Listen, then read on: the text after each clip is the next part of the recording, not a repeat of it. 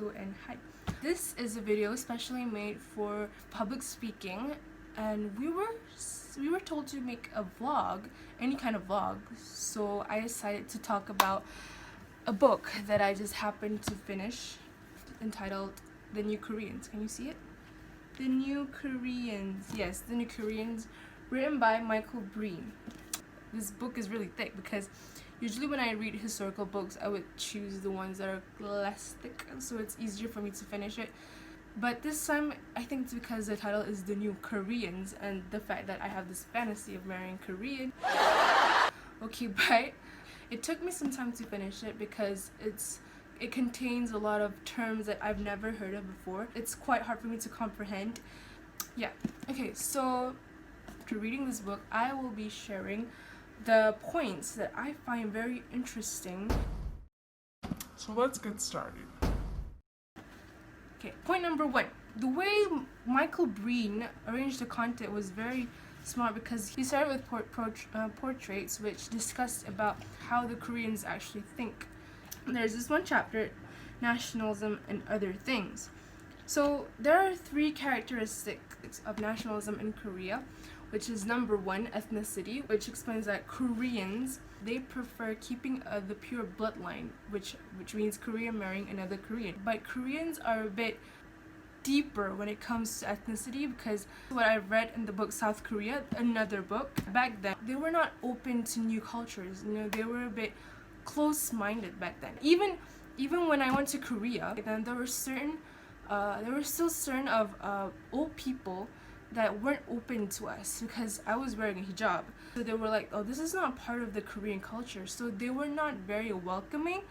But I have met many older Korean people, not just the old people, but the young people, the educated ones. They're much more open to new cultures because compared to before, Koreans are not as educated as they are now. It managed to change the way they think about others. Ethnicity, victimhood, and the third one is lack of confidence. It means that some of them believe that what they have now is not naturally from them. For example, the Korean government spent a huge fortune of money in order to send the Korean citizen in order to them to learn abroad so that they could bring back all the goodness, especially from America, and bring back to their countries. So for example, they spent a lot on the entertainment industry. They sent Korean students all the way to America to learn about the entertainment, like in movies, songs, and they brought it back to Korea, which now we can see there are many Korean dramas and K-pop being made, which nowadays it has become the new sensation, like BTS, Blackpink, Day 6. Of course they would feel proud of themselves, you know, bringing their name all over the world and everyone knows, oh, Korea, K-pop, what else? Everything. But they thought, oh, none of this actually came from us. We got it from America. So that is the kind of lack of confidence that they have. Point number 2, Koreans are a model of improvisation. Okay, in Korea, there was this one statue called Great King Sejong Daewang. Next to it there was this one statue, which is the General Yisunji. I forgot the name. I easily forget names. And these 2 statues are placed at the Gwanghwamun Square. It's actually at the center of Seoul. So what's interesting about this statue is that underneath the statue, there's this free museum. So if you ever go to Korea, you can enter it for free. And for a museum that is free, I would say it's very well curated. There was this one part, it talked about how the alphabet Hangul was made. The king, the great Sejong Daewang, he was the founder of the Korean alphabet. When Korean was still under the influence of China, when they write, they're using characters. Due to that, there are many Koreans who are illiterate, and this has become a huge concern for King Sejong Daewang. What he did was that he proposed an idea to create new alphabets for Koreans so that they will be able to read a lot faster and easier. So he proposed this in front of his whole council, but the council was not in favor of his ideas. So he just went on with the idea and quietly made a progress in it until one day when he introduced it to his people, the illiterate rate dropped and people were able to read a lot better than before. Daewang, he noticed that the Koreans were having trouble at reading, so he improvised a way of reading, created a new way so that the Koreans would be able to read and improvise in terms of education. In this book, when South and North Koreans are still united, they never had a say in anything that happened in their country. For example, like how the Koreans were divided into two, North and South. Koreans never had a say in anything that they do. They never had a position to say anything. Like it or not, the country had to split into two. Due to that, they were desperate for this need of freedom. They worked hard until they managed to achieve that freedom. Like, they were really desperate until now. But once back in our economy was way better than Korea, but Koreans somehow they managed to cut us. They managed to cut many countries in Asia until they managed to become one of the first world countries in the world.